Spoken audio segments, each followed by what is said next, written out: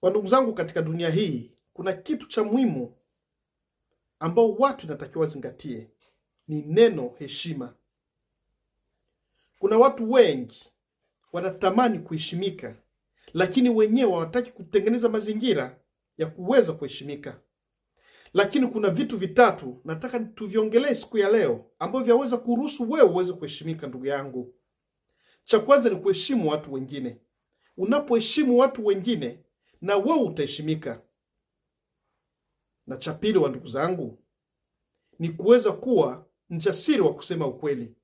Watu wengi wanaishi na uoga, anaweza akaona jambo anashindwa kuliongea. Lakini nataka nikwambie ndugu yangu, unapotaka kuheshimika, kuwa mjasiri wa kusema ukweli, na utashuhudia watu watakuheshimu. Na jambo la tatu, wa ndugu zangu, ni kufanya kazi. Fanya kazi kwa bidii na ujasiri, na utaona watu watakuheshimu. Usipofanya kazi, ndugu yangu, hakuna mtu yoyote yule atakuheshimu. Maana hakuna chochote kile utakacholeta kwa jamii. Lakini jamii unayoishi ndani inahitaji msaada wako wewe, inahitaji nguvu zako wewe ziweze kufanya kazi. Lakini ndugu yangu, usipofanya kazi na kazi hiyo kwa bidii, hakuna mtu atakayekuheshimu katika jamii yako.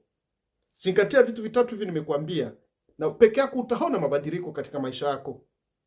Heshimu watu wengine, uwe mjasiri wa kusema ukweli, ondoa woga na shaka katika maisha yako, na ufanye kazi kwa bidii. Utaona kila mtu atakuheshimu. Na dunia ndio jinsi ilivyo, ndugu zangu.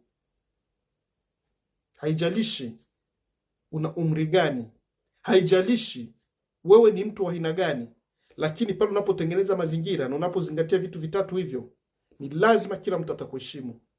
Na unapopata mada hii, ndugu yangu, gawa na watu wengine ili waweze kusikia maneno ya hekima haya. Asante sana, na Mungu ataenda kutubariki wote. Amena.